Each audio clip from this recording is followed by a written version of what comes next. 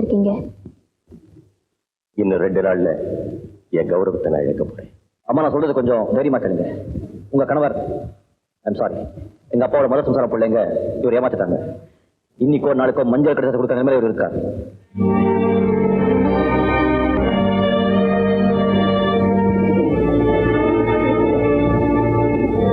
உங்களுடைய பெரிய கடன்கள்ல இது ஒண்ணு அடைச்சாச்சு. இந்த டாக்குமெண்ட்ஸ்.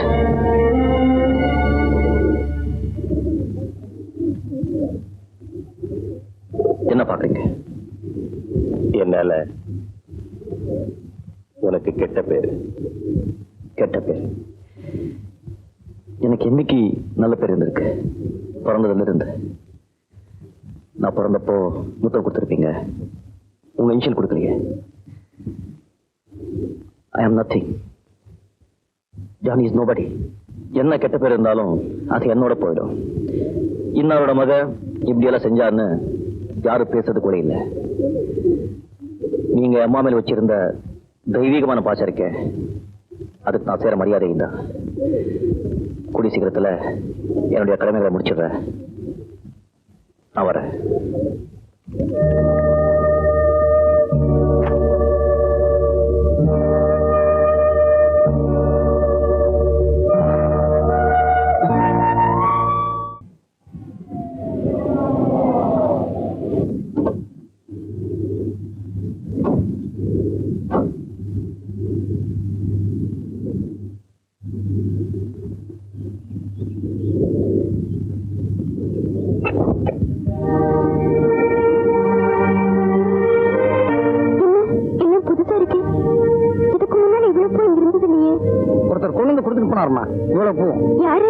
யாருன்னு பேர் தெரியல.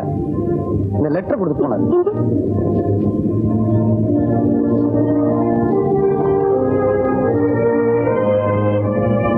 அன்புள்ள அர்ச்சனா அவர்களுக்கு இந்த மலர்கள் அத்தனையும் உங்கள் இனிமையான குரலுக்கு நான் சமர்ப்பிக்கும் காணிக்கையின் ஒரு துளி. அன்று உங்களுக்கு ஒரு மலர் கொத்தை அளிக்க முயன்று முடியாமல் போனது.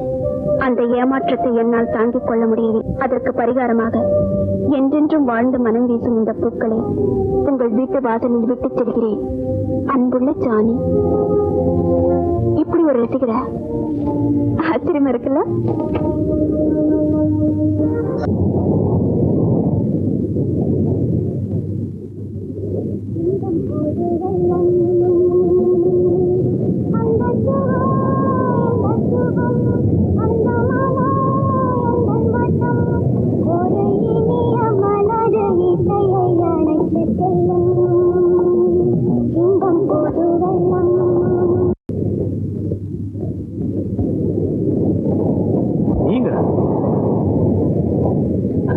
அன்னைக்கு ஆடிட்டோரியத்துல உங்க பக்கத்துல என்னால நெருங்க முடியல. இன்னைக்கு என்னடா ரொம்ப ஆச்சரியமா இருக்கு. ஆமா, நீங்க பீச்சுக்கு அடிக்கடி வருவீங்களா? மனசுக்கு நிம்மதி வேணும்னா தனியா இங்க வந்துருவேன். அடிக்கடி நான் இங்க வருவேன். அப்போ அடிக்கடி உங்க மனசு நிம்மதியாக போயிடுமா? தப்பா நினைக்காதீங்க, சும்மா விளையாட்டி. உங்களை பார்த்த உடனே எனக்கு என்ன என்ன பேசுறது தெரிய மாட்டேங்குது. ஆமா, நீங்க மட்டும் தனியா வந்துட்டீங்களா? வேற யாரும் வரலையா? எனக்கு என்ன தவிர வேற யாரும் இல்லை. ஓ, நீங்களும் என்ன மாதிரி தானே? I'm sorry. உங்க பாட்டெல்லாம் டேப் பண்ணி வச்சிருக்கேன். அதிகமா பேச நினைக்காதீங்க. உங்க பாட்டு நான் கேட்கும்போது யாராவது முதியில கத்தியால குத்தா கூட எனக்கு வலிக்காது. ஐயோ, அப்படின்னா என்னால உங்க உயிருக்கு ஆபத்துன்னு சொன்னீங்க. ஆனா நீங்க நானும் என் தொழிலும் நீங்க கேக்குறீங்க. நான் என் தொழில் சம்பந்தமா எப்பப்போ எங்க இருக்கேன்னு யாருக்கும் தெரியாது. அன்னைக்கு எனக்கு பொக்கே கொடுக்க முடியாம ஏமாந்துட்டீங்கல்ல? அதுக்கு பரிகாரமா தான் உங்க வீட்டுக்கு முன்னாடி ஒரு தோட்டத்தை கொண்டு வச்சுட்டேன்.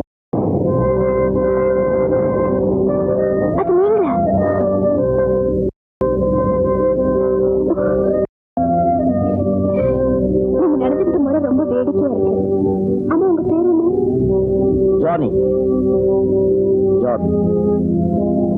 எனக்கு நானே வச்சுக்கிட்ட பேர். ரொம்ப நாளைக்கு ஒரு ஆசை. ஜனங்க மந்திரிகளை பார்த்த உடனே மனு கொடுக்குற மாதிரி நடந்துட்டு நினைக்காதீங்க. நீங்க ஒரு நாள் பாடணும். அதை நான் மட்டும் தனியா உட்காந்து கேட்கணும். அதை எல்லார்கிட்டையும் சொல்லி நான் பெருமைப்பட்டேன். உங்க ஆசை நிறைவேறது கஷ்டம்தான். நான் மாட்டேன்னு என்ன சொல்லுவீங்க? மடியா இவ்வளவு பெரிய ஆசை உனக்கு எடுக்கிறாருன்னு என் கண்ணத்துல நானே அரைச்சுக்கிறேன். கவலைப்படாதீங்க, நாளைக்கு வீட்டுக்கு வாங்க. நிஜமா சொல்லுங்க. வாங்க.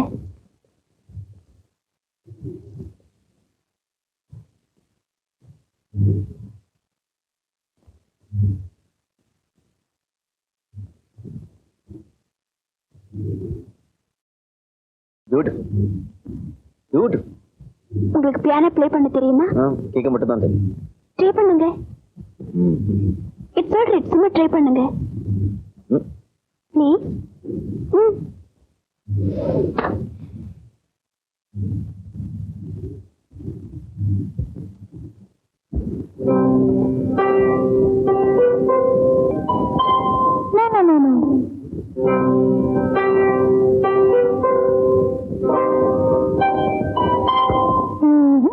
Just listen.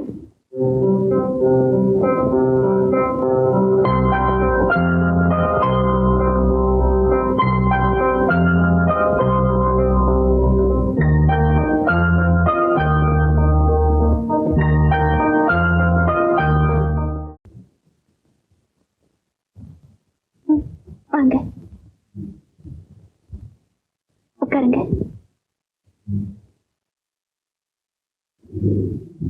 நான் ரொம்ப அதிர்ஷ்டக்காராச்சு.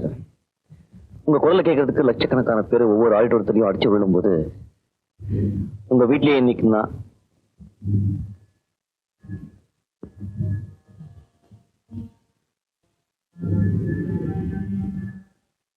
நீங்க சித்தார் வாசிப்பீங்களா? எனக்கு ரொம்ப பிடிச்ச இன்ஸ்ட்ருமெண்ட் அதான்.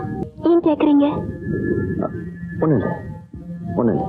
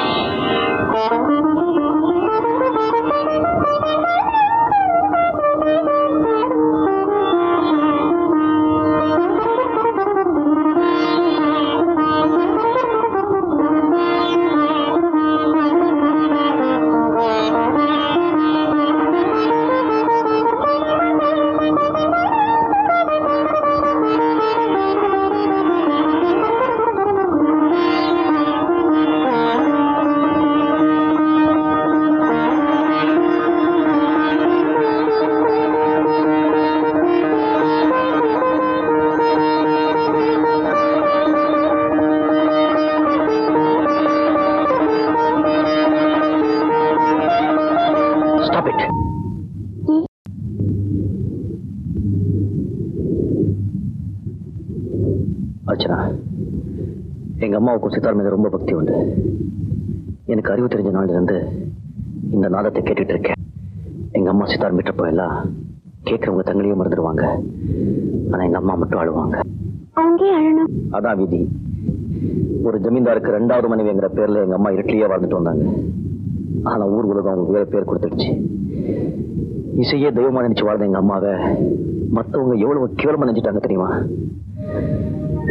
வாழ்நாள் பூரா எங்க அம்மா அழுதுக்கு அதான் காரணம். இன்னைக்கு எங்க அம்மா உயிரோடு இருந்திருந்தா என்னை இப்படி எல்லாம் வாழ விட்டுருப்பாங்க. Thank you very much.